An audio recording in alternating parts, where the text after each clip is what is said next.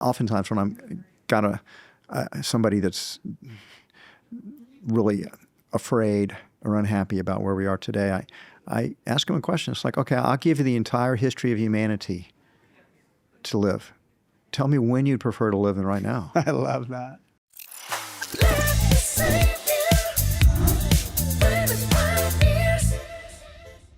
Welcome to episode 34 of the Let Me Save You 25 Years podcast. I am your host, Shawn D. Nelson. And today we have got a special episode lined up for you. I'm obviously not in my studio. I'm on the road and got to record this episode on the road. Perfect topic for this. But let me start by asking you one question. How many times have you thought about doing something in business or just life, and then you talked yourself out of doing it because, it's just not the right time? And when you continue to delay this action, want or desire, idea, whatever it may be, down the road, did that perfect moment ever come?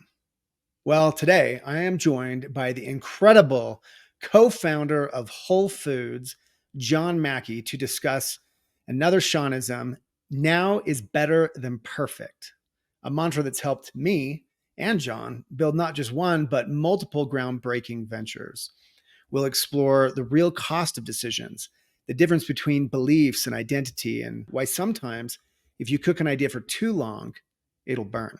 You're going to love this. This is a topic that is near and dear to my heart because I meet so many entrepreneurs, that want to know, like, what should I do? How should I take that first step? And it's like, listen, it'll never be perfect. Now is better than perfect, right? Just like the first sack that I made, it may not have been pretty. It wasn't, but I had it. And the minute I took it out and showed it to people, people loved it. I live my life that way today. I can think of so many situations where had I put something off, I just wouldn't be into it. Most of my favorite hobbies, most of my favorite vacations, opportunities with my family, etc., are because I went for it now and I didn't wait for it to be perfect. So sit back, take some notes, and enjoy this one. I can't wait to hear what y'all think about this. No introduction needed. The infamous John Mackey, founder of Whole Foods and multi-decade successful entrepreneur, and now with a new concept, Love Life, out in LA, one location and looking to scale. So I'm so this sounds strange, but I'm so proud of you. You're not out playing golf only. I play some frisbee golf. Play some frisbee golf. But I mean, you're still in the hunt. You're doing things. You're contributing in a massive way. You're learning and growing, I'm sure. So our Shawnism for the day, now is better than perfect. And I'm actually excited to hear what you have to say about that through the lens of Love Life. You started Whole Foods. We got to hear the whole story through your book, which is amazing, the whole story. And got to hear you on stage at Conscious Capitalism, recount some of that for us. So how do you reflect on this idea of now is better than perfect as it relates to yet another venture from John Mackey? Well, there are three questions that most people don't ask about things that are worth asking in many situations, which is the question first, compared to what? Mm-hmm. So when we talk about, when people look around at today's world and they see all these terrible problems, there's still racism. Mm. There's still inequality. Mm-hmm. We have some environmental challenges. There's a lot of poor people. But if you ask the question, compared to what? Right. Compared to 50 years ago, 100 years ago, 1,000 years ago? Today, by almost every objective standard, is the best humanity's ever had it. It's just not perfect. Mm-hmm. And guess what? 50 years from now, if we continue to avoid nuclear war, it's almost surely going to be a lot better than it is right now. Yeah. In ways we can't even imagine. I mean, AI was not in public consciousness 5 years ago, except sort of as a, science fiction sometime in the future. And now here it is, and it's already changing our lives, and from my perspective, in mostly really positive ways. Yeah. So who knows what entrepreneurs are going to create, what science is going to develop. that we can't imagine that'll emerge and will take us in new directions over the next few decades. I mean, so that's one important question to ask. Compared to what? Because if compared to utopia in your own mind, it's far from perfect. Yeah. But compared to the past, it's, in my opinion, obviously much better. So maybe on the grand meta scale, now is better than the perfect imaginary in our minds as well. Now is better than it has been in the past. Yeah. Now will probably not be as good as it is in the future. Okay. But now is what we have. And if you can look at it dispassionately, statistically, and compare it to all the other times we've known in the past, I oftentimes when I'm got somebody that's really afraid or unhappy about where we are today, I ask them a question. It's like, okay, I'll give you the entire history of humanity to live. Tell me when you'd prefer to live than right now. I love that. And, first it's a question they're stunned by. It's never occurred to them before. And they almost never have a good answer. It's like, particularly if you're a woman, you don't even want to go back 50 years ago. Yeah. Because so much empowerment has occurred to women. And if you go back when I was a little kid and living in Houston, Texas, we still had Jim Crow laws. So if you're a minority, then you certainly don't want to go back in the past in the United States or practically any other place. I remember one person I asked this question to. She was an attorney in New York City and working as a public defender. And she thought about it, and she says, I wish I'd been born into an indigenous tribe. And I said, there's nothing keeping you from moving to the Amazon and joining one. But you're living in New York City, in one of the most advanced places in the entire world, where pretty much all your needs are taken care of, easily and simply. And you choose to live there. If you wanted to, you could live in the Amazon with indigenous peoples. They're still there, and but, she's not going to do that. So another question that's useful to ask, besides compared to what, is how much will that cost? Okay. Because most people don't think about it that way. It's like, if we're going to create something, you have to ask the question, how much is that going to cost? Yeah. And who's going to pay for it? Because again, in the utopian mind, there's no limit to what we can spend to solve a problem. But in the real world, and now, there are limitations to what's available. And so we might be able to solve problems and transform them, but it'll always have to be done within the context of how much is it going to cost, and who's going to pay for it. Yeah, I think, and there are so many different forms of cost. Like you brought up the example of the original Whole Foods cafe that was perfect. Maybe, or closer to perfect, right? It was. It followed all of the. You mean my Safer Way? Yeah, Safer Way Cafe. Well, yeah, exactly. Sorry, the Safer Way, the original, right? The Safer Way Cafe, which probably followed all of your Whole Foods approach to life. But I think you made the point, like people didn't love it. People didn't buy enough of it. Then we have the Love Life Cafe. I had two perfect cafes. Yeah. The market didn't accept either one of them. They were different. They're 46 years apart, 45 years apart, but same principle of my own utopian idealism running smack head into the fact the market doesn't want that. And so then you made adjustments. Put a little more oil and salt and that's right. Good and stuff. It's still good food. It's still healthy food. It's not perfect food, and it hits a spot that's acceptable to the marketplace. So I hadn't thought of it when I conceived of this little phrase, now is better than perfect. I was referring to like Love Life. At some point you had to open. Yeah. Like you could have cooked on all of these. Look, you're dealing with human health. This is high stakes now. Real MDs. You could have cooked that for another year, another 2 years. You could be on the cutting edge of everything. You cook it too long, you're going to burn it. Yeah, that's right. And so you opened. You opened in August, and now, but it didn't occur to me also that you nailed it when you said meeting the customer where they're at, meeting the market where it's at, wherever the zeitgeist is, wherever the now is. We have success when we meet it at the now. And if you're trying to drive to a utopian food destination outcome, it will be rejected by the now, maybe, en masse. Like you could do it on your own for a couple of your friends, but if you actually want to turn it into a sustainable, profitable, so it can sustain itself, right? I mean, I just think you ultimately have to meet the market where you find it, not where you'd like it to be. Now, you can, over time, you can educate a market, you can begin to change it, as Whole Foods did. But it's a gradual process. And people, particularly in the food business, people aren't going to change the way they eat quickly.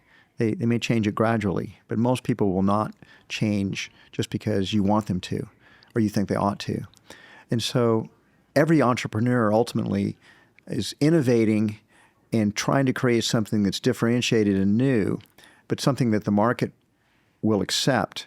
But then you're in this dance or you're in a dialogue with the market. The market's telling you, we like this, but we don't like that. And so a good entrepreneur is changing, is iterating.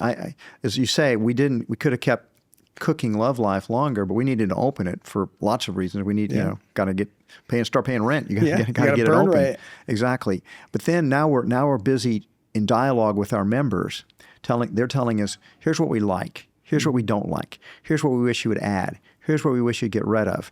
And so we're in that dialogue. We're in that dance. And so it's evolving. Yeah. And I really do feel like most businesses are co-created by their entrepreneurs and their teams combined with their members or their customers because you're in this dance with, I promise you the iPhone has evolved partly because people that are users of it are giving feedback and what they like and what they don't like about it.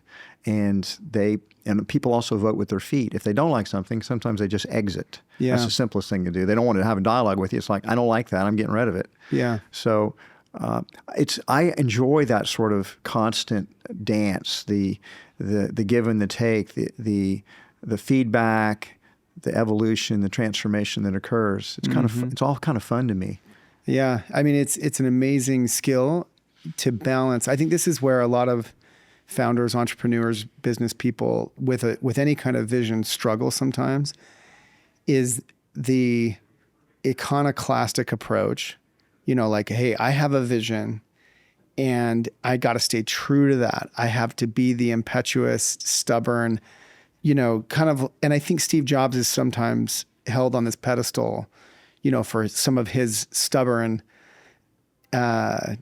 beliefs that he just, had to see through his way. Now, we could do a whole podcast around Steve Jobs. That's not the point.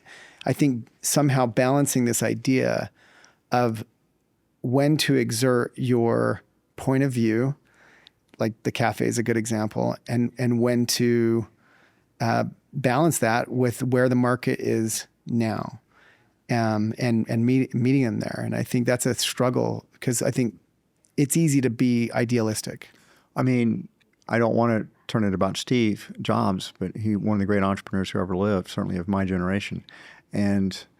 But Steve made many mistakes at Apple. He did sometimes become too stubborn. Yeah. And his Macintosh was an incredible innovation, but it was also one where he didn't quite meet the market where it found it, and so it started really slow. Yeah. It didn't have a lot of the features that people wanted it to have. Yeah. And then Apple adjusted over time.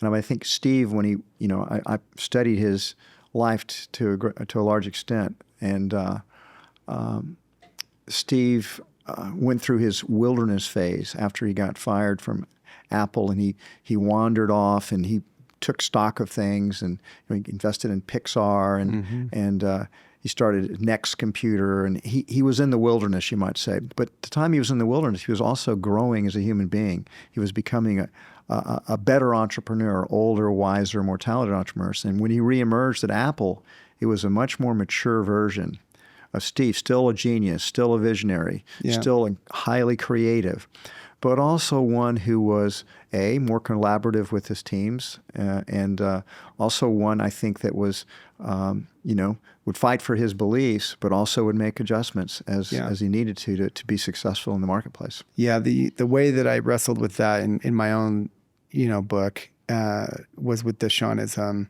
pair stubbornness with confident humility. And as I listened to you describe your experience doing the dance with customers where you're willing to, here they are picking apart your baby already. You're asking for it. You're asking for the feedback. And I think a lot of entrepreneurs and leaders, because it takes ego to be successful. It takes at least, It takes confidence. Takes confidence. Because that's how we define ego okay, here. yeah, we'll get into that in a minute. It takes confidence to define, to achieve. On the other hand, it takes humility to be able to listen and accept feedback, even seek out feedback. And that can be really difficult for headstrong leaders. And that will be a tragic flaw, you might say. Yeah. I've always been confident about my ideas. I fight for my ideas, but I also, when the ideas are not working in the marketplace, I will abandon them. Yeah. And I think that's been one of my secrets to success, to be quite honest, is that I don't, I make a distinction between my beliefs and who I am. So I may believe something. And a lot of times, if people are arguing against your beliefs, a lot of people take that as a personal attack. That if you disagree with my beliefs, you are attacking me personally. Yeah. And I never have thought that way. It's like, well, if you come up with good arguments, I'm just going to change my beliefs. Yeah. My beliefs are not who I am. My beliefs do not represent the essence of who I am. They're like, I'm wearing clothes right now, and when I get back to the room tonight, I'm going to take my clothes off and go to sleep. And guess what? Maybe I'll put those clothes back on sometime in the future. Maybe I won't. Yeah. It doesn't matter. The clothes are not me. Yeah. My beliefs are not me either. I can put them on and I can take them off as I think reality, warrants it, as the now instructs. I love what you said. Your beliefs are not who you are necessarily. And it took me most of my adult life to figure out other people thought differently. Yeah. I mean, most people very much identify with their political views or their religious beliefs or their beliefs or their dietary beliefs, that these are their identity. And to disagree with that means they feel personally attacked. Yeah. And then they get defensive and they strike out and lash out. That's why I almost never, unless I'm with close friends who love and trust each other, have political discussions. Right. Because they just trigger people. Yeah. You say, and they trigger them because they feel threatened. You're questioning their beliefs, and they've invested a lot into it. They identify with it, and so they feel personally attacked. Therefore, it's just like, I just don't talk politics. Yeah. I don't talk religion, and learning the hard way, don't talk about diet. Those three things are almost like, unless I'm with people that I know I can just be myself and be authentic, and they're not going to, push the keto diet. They're not going to get triggered. Yeah. People get passionate about these things. They get very triggered and get very passionate. Yeah, I do agree, observing you, that, and part of it's just who you are, I think, in fairness, or who you've become. You have this ability to be very democratic even in your own passions, right? Like, you see them for what they are, exactly as you described. And I think that is a really interesting skill to think about as a leader and as a builder, as an entrepreneur. I've not always been that way, Shawn. This is really some stuff that's happened in the last really few years, where I've just stopped becoming a political advocate because it doesn't do any good. It just upsets people. Interesting. And but it's not out of like, I quit. No. Yeah. I still feel and I still talk about it. I'm just more. I'm more in the now to where that other person's at. When I sense that, I see, they identify their political beliefs with who they are as a person, can't go there. So it's like being present with people and seeing where they're at, where their consciousness is at. Yeah, but see, I find it interesting that you're able to extend that to the business realm. You're able to, and to the leadership realm, like in the sense, again, that you are genuinely and sincerely listening to your customers. You're genuinely trying to do the dance with them to come to a better product. And that's the part that eludes so many, because they get hung up on their vision. We're told to have a vision. We're told to be visionary. We're told to, be unrelenting in the pursuit of whatever it is. On one hand, there are books and there are, schools of thought that kind of preach that. And then on the other hand, this ability to do this dance, to acquiesce, when our ideas are not successful or not the most successful. And that balance, the ability to do both things, is really why you're paid the big bucks. In the end, that's what I like to say. Entrepreneurs. It's like in the old the Gambler song. You got to know when to know when to hold them and when to fold them. Yeah. And I think that in my case, when I have what I think are great, brilliant ideas, I'm first going to test market those ideas with people that I know and love and trust, and who know and love and trust me, and who are going to give me honest opinions about. They're going to ask the right questions, like, how much is that going to cost? Mm-hmm. It's like, and is that realistic for now? Should we think about it as an experiment? You want your visionary ideas to be instead of. You first have to test market them with people that you care about and trust, and then if they get excited about it too, then you probably the next thing to do is start to figure out is it realistic or not? Yeah. It's like I have a good friend who he's a genius but he's a little bit on the spectrum, and he has this complete fantasy about building a hydrogen city that would be because it's technically feasible to do. Wow. As crazy as that sounds, and I would ask him. I would say, well.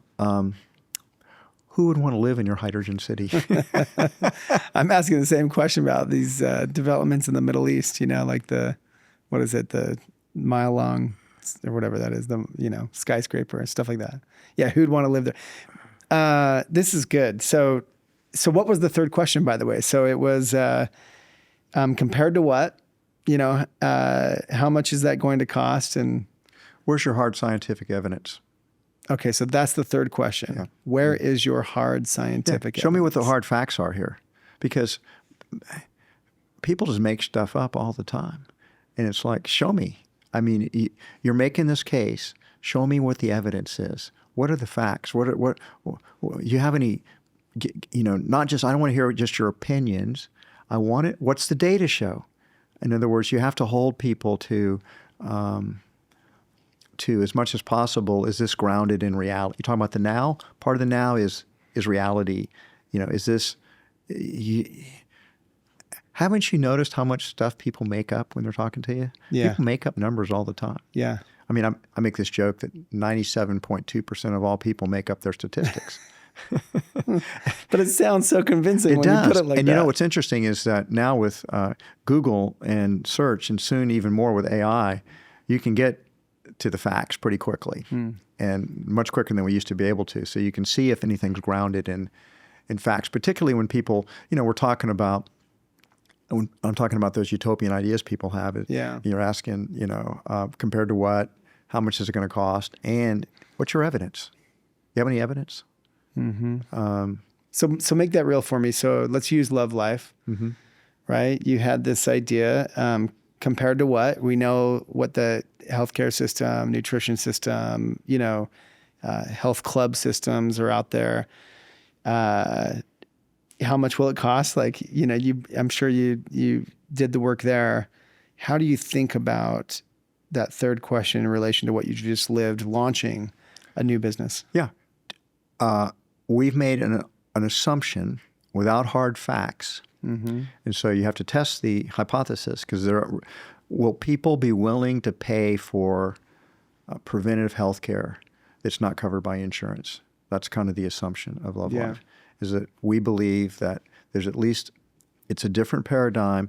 We're taking it, because we don't have the facts yet, but we're testing them to see, will people be willing to see a doctor so that they don't have to see a doctor in the future? Yeah. The doctor's job is to keep them as healthy as possible. Most of the chronic diseases that kill people in America, heart disease, cancer, obesity, type 2 diabetes, autoimmune diseases, like it or not, these are mostly dietary and lifestyle diseases, including cancer. 100%. And maybe not 100%, but mostly. I'm just agreeing with you. Yeah, I know you're agreeing with me. But cancer is clearly not 100%. There's genetic factors. And so my point is that we know that.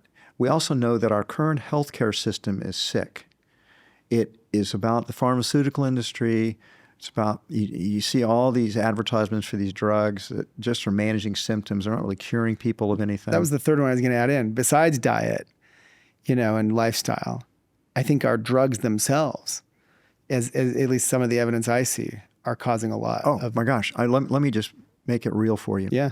The leading cause of death in the United States is heart attacks.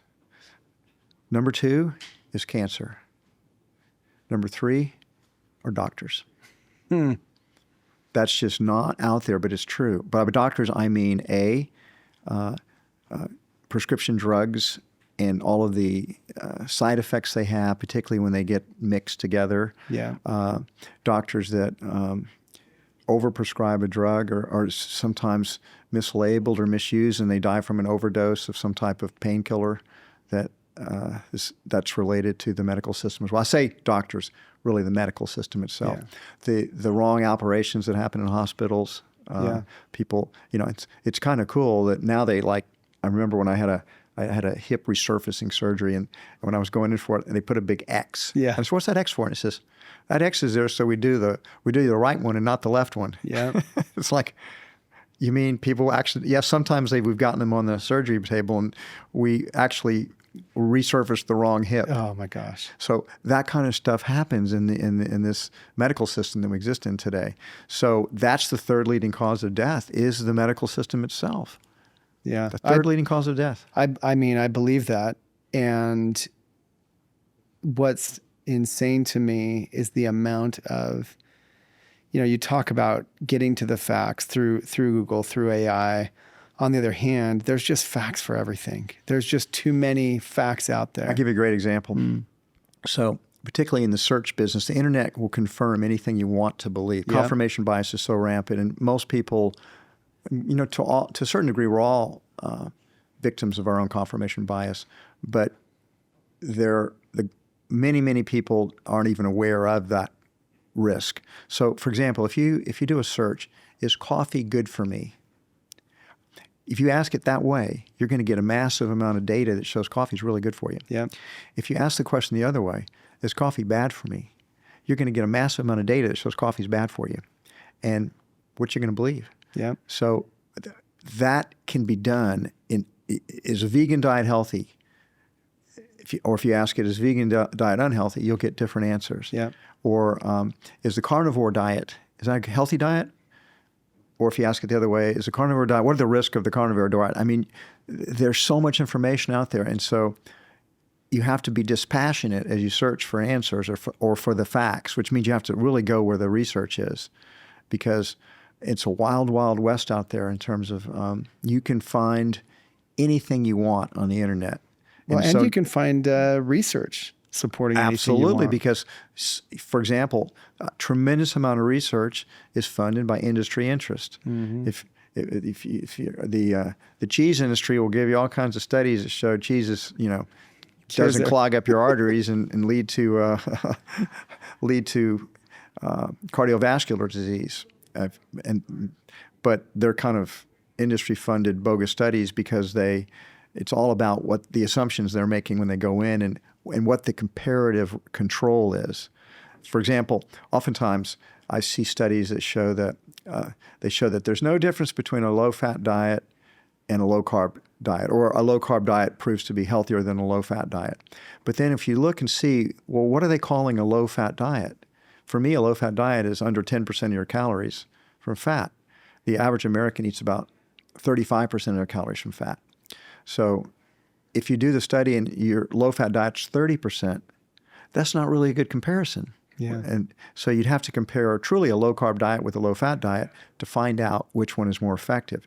And that's seldom done because the people that are funding those studies already have, or you could do it the other way around. The people have these vested interests to prove what they want to believe or what they want the consumer to believe because they have a sort of a horse or dog in the race, so to speak. Okay, so you're a food expert. I'm not a food expert, but you've become one in a life. Well, I'm not credentialed anyway. Correct, but whatever. In a life of running Whole Foods and everything that became, and now Love Life, nutrition, How does someone find their way? Like you just made the point for us, right? Like, so how does someone actually find their way through this chaos? And whether it be food or whether it just be any information It's a very good question. And so the first thing to understand is that there are powerful vested interests that don't want you to find your way. Yeah. That don't want you to find so-called the truth. And that's in every realm. Pretty much. Politics. It's definitely in the realm of food. Science, money, food. Because if people are confused and they say, I don't know how to make sense out of this, I get so much contradictory information, I'm just going to eat what I want to eat. Yeah. That is a fatal choice, because what you want to eat is the way our genes evolved. Our genes evolved over tens of thousands, hundreds of thousands of years, where we lived in a calorie-scarce world. The challenge humanity and almost every other species has struggled with throughout the entire history of DNA has been getting enough food. Yeah. Where can we get enough food? How do we get enough calories so we don't starve to death? Okay? So you can see this with other animals too, dogs, cats, chickens. If you give them an unlimited supply of food, they will be obese as well. Yeah. Because they will eat the foods that taste the best are the ones that have the most fat, the most carbohydrates, and the most protein in them. So we like calorie-dense foods. And not necessarily because they actually taste the best, because our taste buds have evolved to seek those out and tell us they taste the best. Yes. That's correct. That's exactly correct, Shawn. So we're sort of genetically programmed to like the taste of calorie-dense foods. And so given what we have today, which is more abundance and affluence, all that money you were talking about earlier, people can eat calorie-dense meals, not just 3 times a day. They can eat them all day long. They can have desserts every meal. They can have ice cream. They can have lots of oil on their food. They can have a lot of sugar. They can eat massive amounts of protein. All of these foods with all that calorie density are very pleasing to our palate, but they're making us fat, and they're making us obese, and they're making us sick. So you have to be able to, and the industry would just as soon that makes, let's say, the processed food industry or the dairy industry or the meat industry, there's not really a fruit and vegetable lobby out there. So there's nobody pushing those foods. But those are the foods that are low in calories and rich in nutrients on a per calorie basis in particular. And fruits and vegetables are sort of the superfoods that pretty much whatever diet you eat, if you could eat 10 or 15 servings a day of fruits and vegetables, it wouldn't really matter what else you ate, because those foods are so healthy, they crowd out in your stomach. There's just a limit to how much food you can eat from a satiety standpoint. But what I have found is that your palate evolves, and you were kind of starting to go there, is you get your palate used to eating healthy foods, then you enjoy the taste of those. Mm-hmm. But as long as you're sort of a slave to your genes, then your palate is always going to prefer things that are rich, that have a lot of calories in them, because we're sort of evolved that way. You sort of have to re-educate your taste buds to really enjoy the foods that are healthy and nourishing and nutritious for you. But it can be done. I've done it myself. Not to say that I still don't, indulge occasionally on some rich food, but I do it in a conscious way, and it's a very seldom thing, special occasion type of thing. Yeah, and I'm thin and I'm really healthy. You're thinner than me, so. There's your fruits and vegetables in you. There's your hard evidence. I'm not going to argue with you. I mean, you've advocated a plant-based diet. I think you're. My book, The Whole Foods Diet. I'm an ethical vegan, so I just don't want to hurt animals. And most people don't realize, because they're just not quite as aware of it, is that, the typical standard American diet, you will be personally responsible for killing thousands and thousands of animals who came up in this factory farm system and had horrible lives. So once I became conscious of that, I just couldn't eat animals any longer. But my book that I wrote, co-authored with a couple of medical doctors, The Whole Foods Diet, I argue there for a 90%, 90+% plant-based diet. Whole foods, 100% whole foods, 90+% plants. And if you eat some animal foods, that's fine from a health standpoint. Yeah. Past a certain, in my opinion, if you eat too many animal foods, your risk begins to go up for heart disease and cancer. I actually think my study of the science shows that a high animal foods diet is, in the long term, not immediately, in the long term, your risk of heart disease, cancer and stroke go up. The science, I think, points to that pretty clearly. Yeah. Well, I won't even begin to argue, but I appreciate the education. So there's a couple of things that came up that I'd love to hear. I'd love to share with my listeners, because I know you're prolific on these topics. By the way, so I don't mean to offend your audience if about food. This is just, what my research has shown and my own. No, I love it. But I know, but other people are going to get, they're going to feel like I'm attacking their beliefs.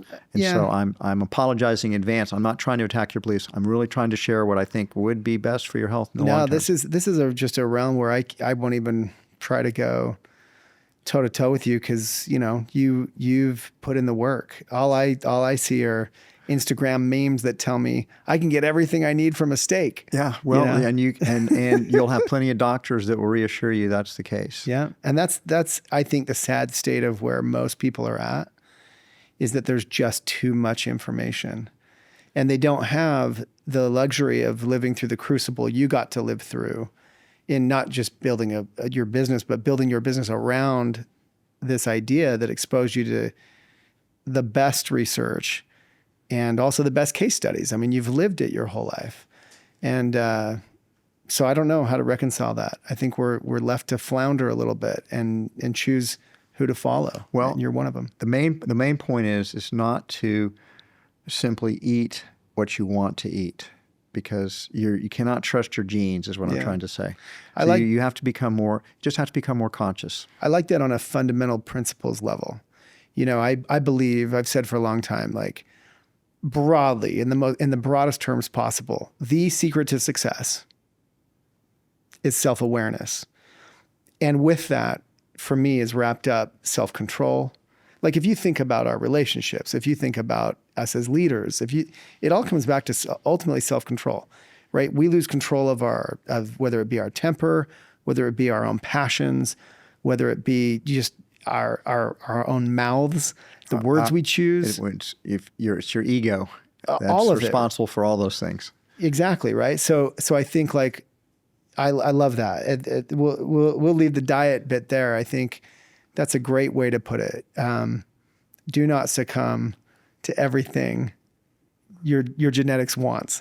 And a simpler thing is just try to eat more fruits and vegetables. I mean, really, try to eat 10 servings a day of fruits and vegetables. Even if you're going to eat the steak. The fruits and I think if you ate 10 servings of fruits and vegetables, you can eat steak, and you can eat other foods. From a health standpoint, the fruits and vegetables are sort of protecting you from some of the negative effects you're going to get from even if you're eating a high animal food diet.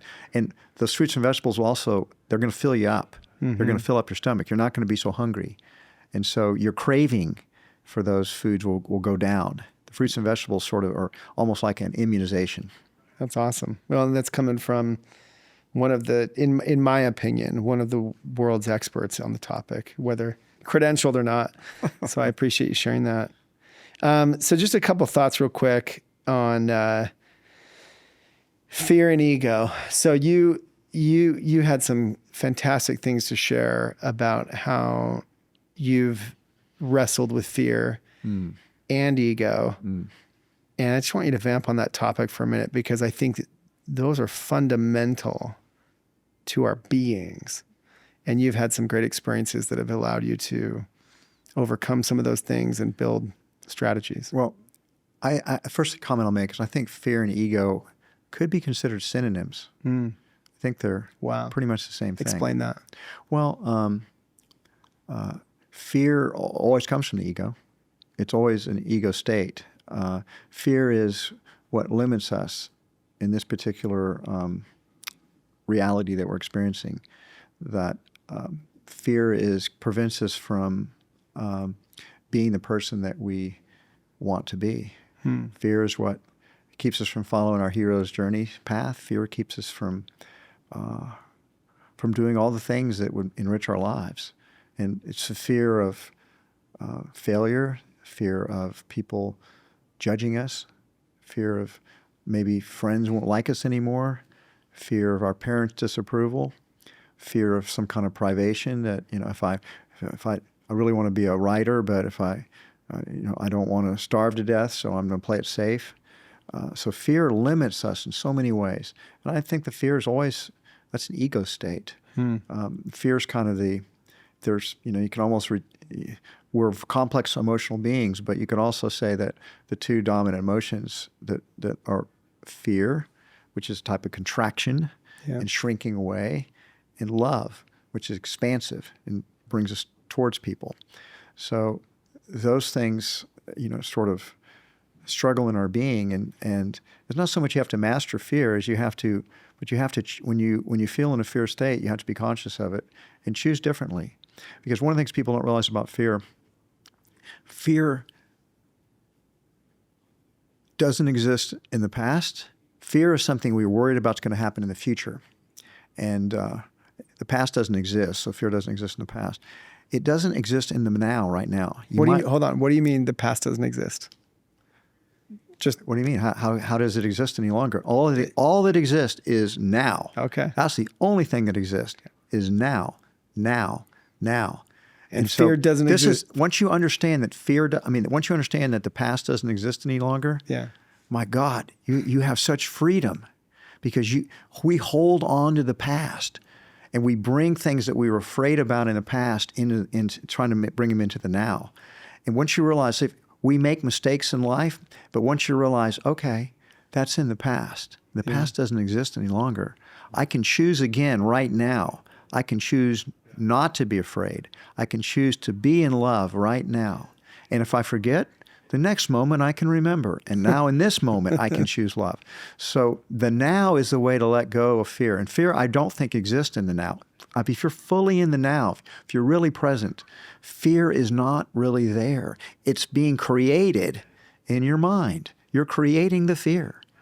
And you're in the imagining future. Yes, the fear is in the future. Even if it's a moment from now. Yes, exactly. It's in the future. Exactly. Yeah. I'm not saying that you might not be startled or something, but different. What I'm talking about fear is this imagined state of the possible things that could go wrong. Yeah. It's always in the future. Yes, always in the future. And it poisons us. It wrecks our now. It does. It wrecks our ability to be with our children, to be with our loved one, to be in this conversation. Like if I've got something looming, I'm not really here. Right. I'm kind of you're there. Brooding. You're in your head, brooding or imagining something in the future that it could be wonderful, but oftentimes we're worried about what might happen. Okay, so strategies and tactics. I think that's a fantastic point. How do you combat that? Because everyone experiences it. Everyone feels the weight of. Once you become aware that your mind has drifted into this fear place, once you become conscious of it, just choose again. Choose to come back to the present. So back to make my point, self-awareness, self-control, self-mastery of some kind. The ego is always going to beat you up. It's always going to criticize you. There you go again. You're back into the fear space, and it's very judgmental. That's another trick of the ego, is to keep you from being in the now. The ego has all these games it plays to get you to be out of the now. In the now, in the present moment, it's all that's real. In that moment is love, but you have to practice being in the moment. So just like you can develop your palate, you can develop your capacity to being more present. Yes. And it's a muscle you have to develop. That's a great metaphor. It's a muscle you have to develop. And if you have to practice it, you'll get more skilled at it. Practice makes better, if not perfect. Yeah. Wow. That's great. That's what meditation is. Meditation, whether it's concentrative or mindfulness, it's a type of coming back to now. Coming back to now. The power of now, as Eckhart Tolle said. In the now is reality, is love, is power. And it's part of the evolutionary past we have to overcome, Shawn, because frankly, our ancestors, the ones that had no cares in the world and never worried about anything, the saber-toothed tigers ate them up. The ones that said there could be a tiger around that bend. I'm going to be careful. Okay, so fear has a place. Fear has a place in terms of our survival of our bodies. But the problem is you don't want it to be in control of you. You want that to be something that can be a tool, but that you're the essence of what you are. We'll call it your higher self, the part that's present. That fear can come in as an occasional tool to keep you from being killed or harmed, but it's a terrible master. And the problem in today's society, what I see is we're living, again, compared to all other times to be alive, this is the best time it's ever been. And yet people are more frightened today than they've ever been frightened. And it's partly the media that just has a drumbeat of possible disasters that are going to occur. I read about millennials and Zoomers, they don't want to have kids because, climate change disasters around the corner. And people That's cataclysmic for the economy, for the world stability. What's that? Not having children. Absolutely. It's cataclysmic. Well, in the long term, it certainly is. Yeah. And I'm not going to make judgments about whether I don't have any children. Right. But it's just because we decided not to have any. It But I'm wasn't saying because we in were scared scale, of the it's future. cataclysmic, right? Yeah, at scale, it's cataclysmic. Yeah. But frankly, we still have our population going up across the world, so we're a long way from facing a demographic disaster from underpopulation. Although Japan and China have those in a not too distant future for them. Yeah, they're exactly. going to see their total populations really falling. Anyhow, the point is, to the larger discussion is that we need to be present as much as we can be. Yeah. And that's a gift we give to other people, by the way. When we're present, fully present, it's kind of an act of love. Yeah. When you are just tuning out. Yeah. When your eyes wandering. Exactly. No one feels that love. Something you said really hit me. And I think there's great parallels here, right? In the same way, speaking of now, okay, fine. We're wrestling with fear. We're wrestling with our desire for high density caloric intake. Those propensities are in you no matter what. They are in your DNA. We have evolved to have them with us to protect us from the cliffs or the saber-toothed tigers. Or starvation. So we need not foment those. We if anything, we need to control those. We need to abate those. They can't be the master. Yeah. The ego makes a good servant and a terrible master. If you live your life in fear, you are not going to be happy. You may kill yourself if you live in fear enough. Yeah. It's like, I need to get out of this place. The best way out, I've tried everything. I'm just going to kill myself. I mean, and actually the ego would be perfectly happy to kill you. It's not your friend. It can be a servant, and that's what it should be. What's ironic is, back to this idea of the now, the high density calories feel good in the now. And even the fear, taking in something that you have cognitive bias towards, because it aligns with your fears, and it confirms what you always believed, let's say, whether, in the political or take it where you want, that also feels good. So that's so interesting, wrestling with the now. Well, on the food thing, I'll give you a metaphor for it, and it probably applies to the other one as well. The pleasure trap. Yeah. I read a book by Doug Lisle called The Pleasure Trap. And he basically argues that we get used to whatever we're doing. So if you get used to the standard American diet and high calorie density, that seems perfectly normal to you. And you feel like you're doing it, and other diets that don't have high calorie density seem boring to you. And so you're in the trap. It's like, a lot of people think, well, if I ate the way you ate, I wouldn't enjoy my food at all. It's like, that would be such a terrible diet. I'm not willing to give up. I'm not willing to sacrifice all pleasure in food just to be healthier. And so they're in the pleasure trap. What they don't know is that if they re-educated their palate to enjoy healthy, nourishing, nutritious food like I have just as much pleasure of eating as they do. Yeah. I've just sort of toned it all down. I don't need the stimulation of a lot of salt, a lot of sugar, a lot of oil, a lot of protein in order to make food taste good. It's my palate has adjusted to that particular regimen of food. And so there is no sacrifice of pleasure. There's just a relatively short period of time. Your taste buds turn over every couple of weeks. It doesn't take long. Really? No, it's not a lifetime journey. It's really about, that doesn't mean you're not still susceptible to going back and getting back in the pleasure trap.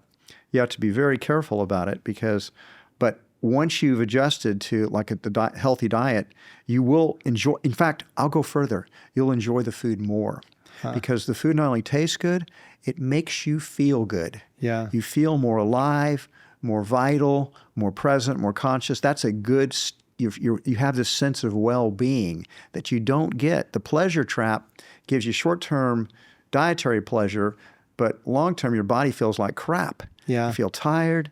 You just don't feel good. I don't know how else to put it. No, I'm with you. My version that's worked for me, because I'm not a nutritionist and I'm certainly nowhere close to being a vegetarian, has been intermittent fasting. Mm-hmm. And as I go longer intervals without eating, of course, there's all kinds of benefits that we could get into.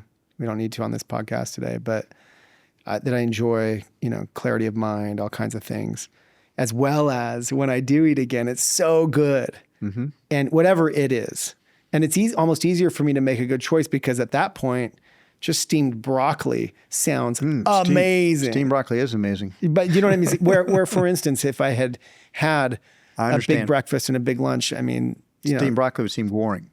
Bingo. So that's worked for me. Yeah, I think intermittent fasting or fasting in general is a really good way to reset sort of your taste buds.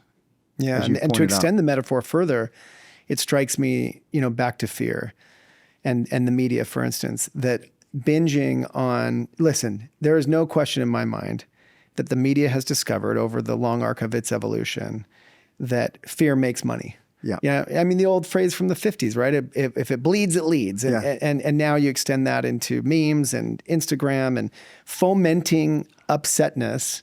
Horror movies. Every other movie now made is a horror movie. It seems that way. So pun intended, food for thought. Not only are people are very easily addicted to unhealthy diets, people are addicted to fear. Mm-hmm. If you know intensely fearful people, and if you can play a little game, which is like my wife's mother, for example, has a lot of anxiety and fear, and she was visiting us in Boulder this summer, and we have this beautiful porch overlooking this creek that's flowing, and she was sitting out there, and it was so beautiful, and you're hoping she's enjoying the beauty But she's looking around and she says, "John, I'm really worried that tree's going to fall. If that tree fell, it would not only kill us, but it would destroy the house." Oh my gosh! Have you thought about cutting that tree down? And I said, "Diane, you are right. That tree will fall down someday. Maybe in 125, 150 years. It's not going to fall down today. There's just an infinitesimal chance that some horrible lightning would come in, and even lightning would not take that tree down. It's so big and thick." Yeah. But if you take somebody that's addicted to fear, if you take away one fear from them, their mind searches for the next thing to be worried about. They go from one fear to the next fear, and every time you solve what they're fearful about, they will look for the next thing to be fearful about. So there's no escape for them via that path. The only escape ultimately is to realize that the fear is all in their minds. Yeah. It's not in the now. There is no threat of a tree falling right now. So just relax, be in the now. And in the now, there's no fear. In the now, there's love and well-being. I love that. And it's a skill. It's a muscle you can develop. It all comes back to self-awareness and self-mastery. And my tactic, and there are many tactics, I guess, but one tactic I use in this realm is I have a morning mantra. I've collected it over time. I've added to it and sculpted it, and it's something I read out loud to myself every morning. I know it sounds really cheesy. I haven't actually. No, it doesn't sound cheesy. I don't think at all. one of the lines from that is, "I will not operate from a place of fear." And just saying that out loud, and then I catch myself in the day, because then you're contradictory, right? The cognitive dissonance kicks in when I find myself worrying about something and then making decisions based on that worry. I try to then flip it consciously and say, okay, if I wasn't afraid, what would I choose? How would I choose to behave? And look, it's a daily fight. What's crazy is I've read that thing for years and years and years. And if I skip it or, I fall out of the habit, I'm weaker for it. Because when you reinforce a habit, the habit gets stronger. Yeah. When you don't reinforce it, it gets weaker. So we should be reinforcing the habits that enrich our lives and de-emphasizing the habits that are taking things away from the richness of our lives. And it's a fight. And that's why I respect so much what you're doing. So here you are, you could fall into the pleasure trap of playing golf a lot more, playing pickleball a lot more.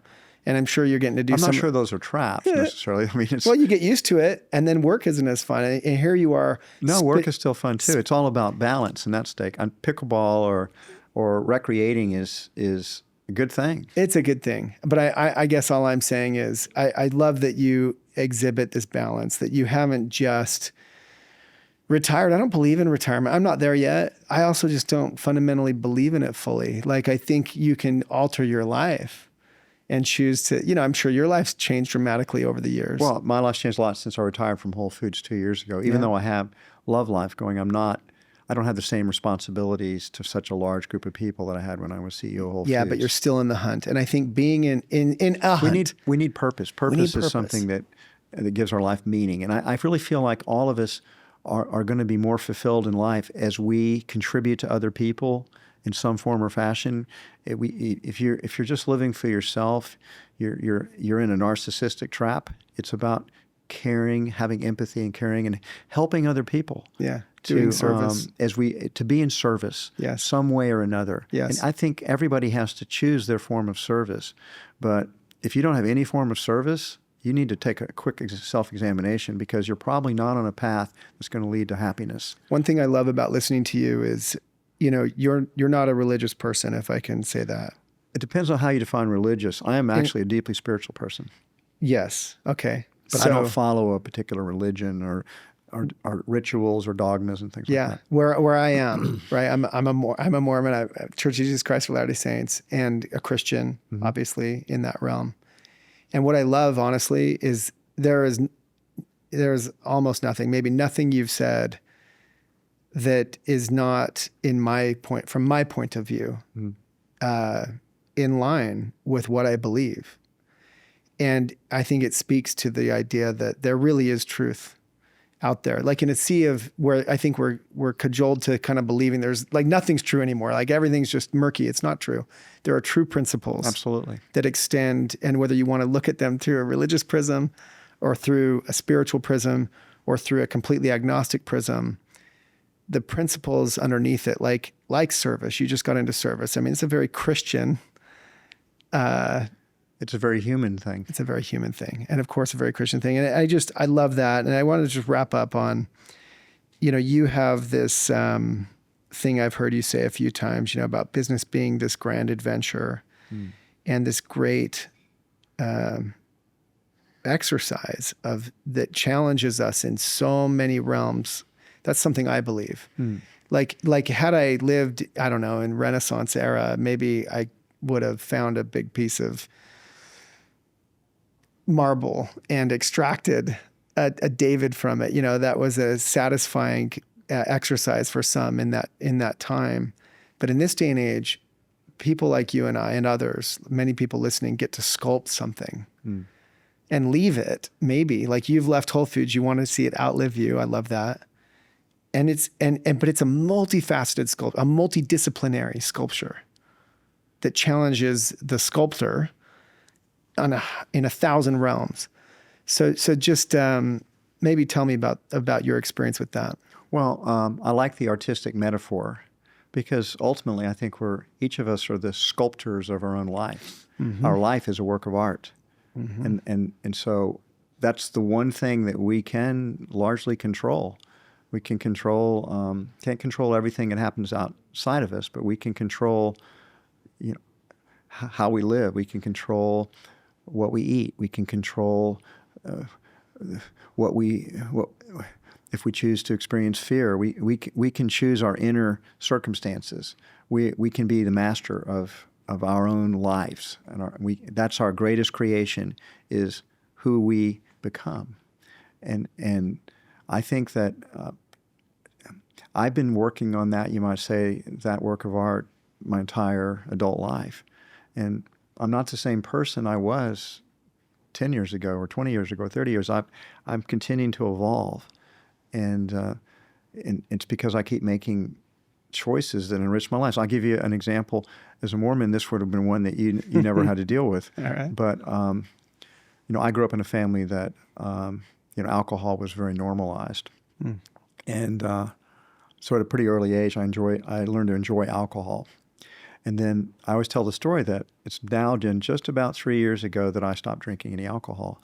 And it was due to my Apple Watch, because I have an app on my Apple Watch called Auto Sleep, which I downloaded, put it in there. It's a very good little thing. It ties into my phone, and it tracks my sleep, how long I sleep, how deep I sleep, what time I went to sleep, how I woke up, things like that. It's very, very useful.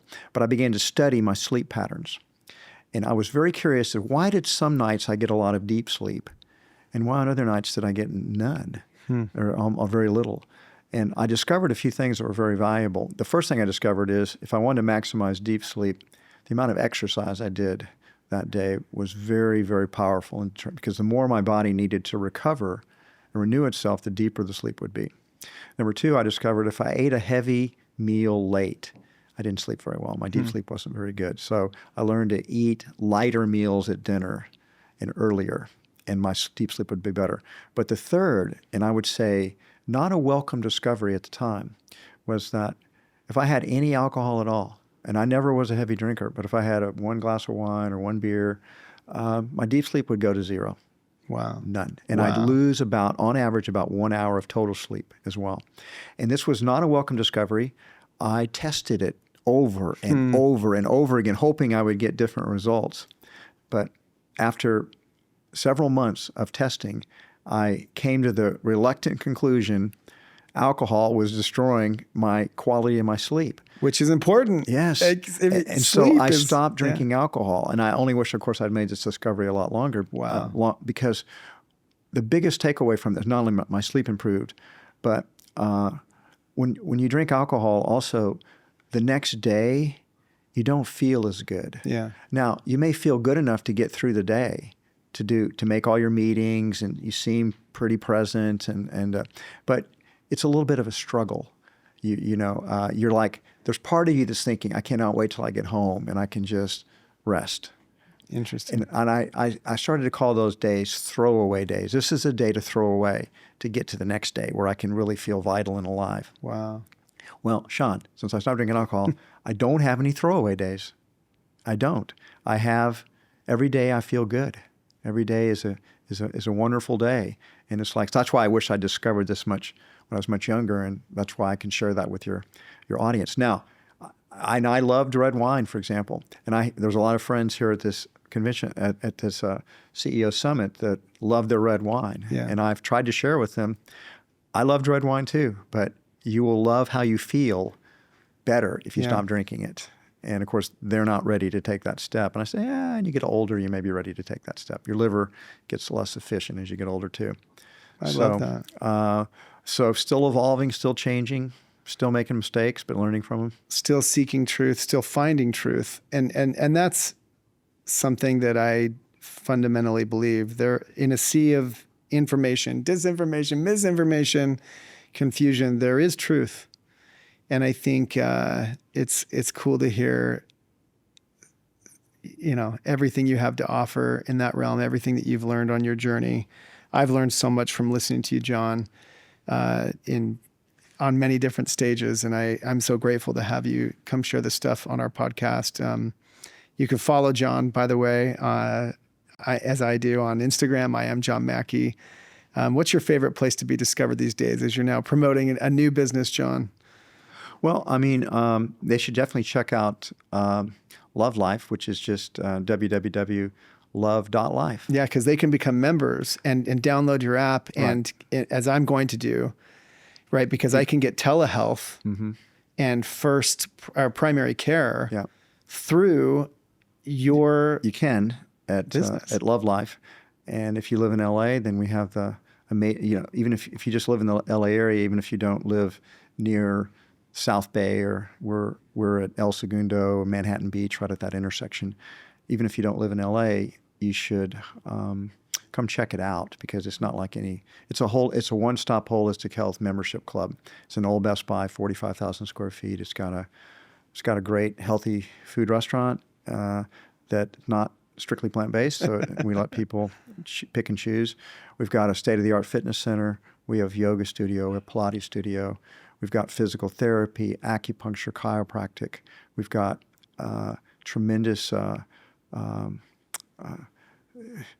every kind of exercise that you can possibly imagine is there. We have a state-of-the-art spa.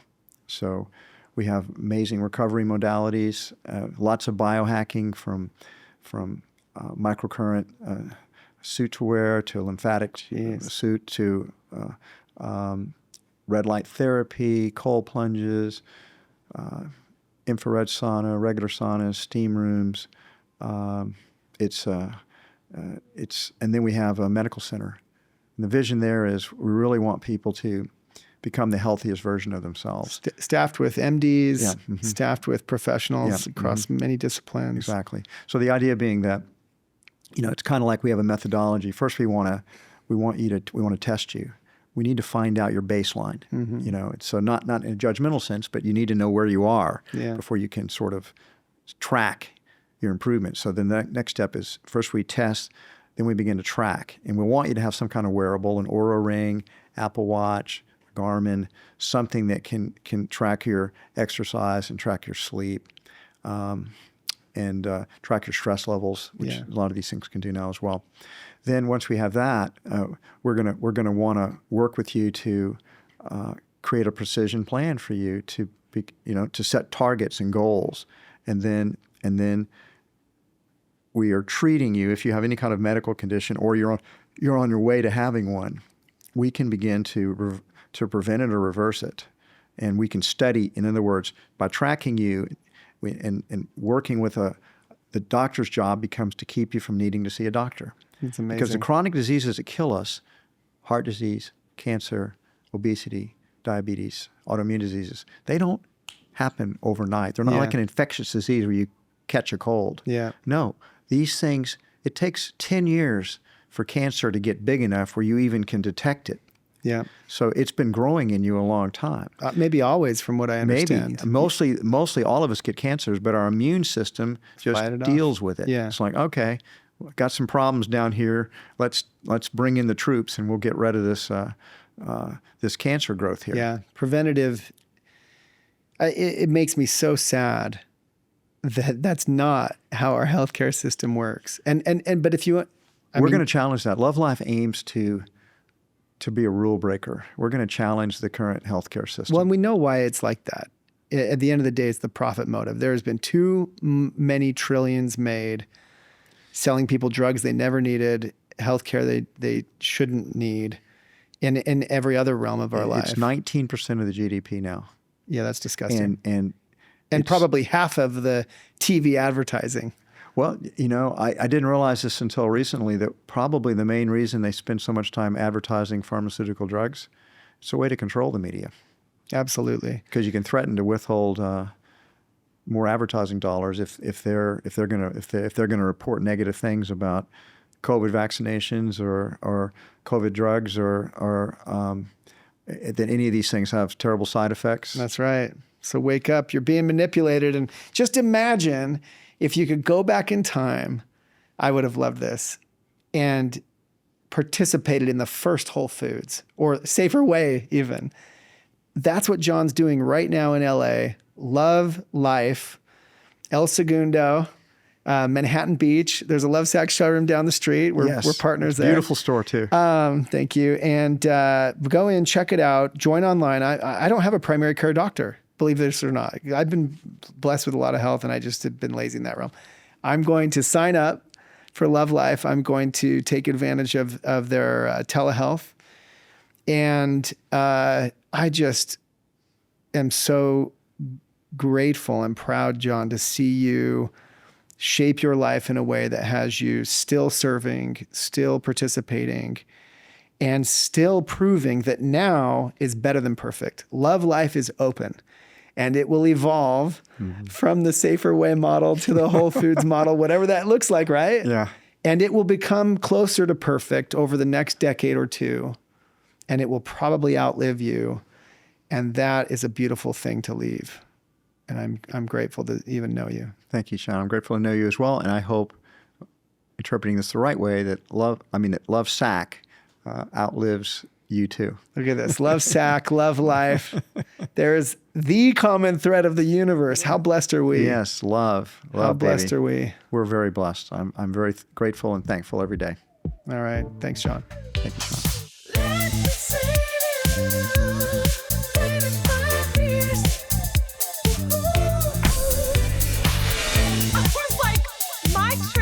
Once a year to take my friends away should not be the budget for your bike across America.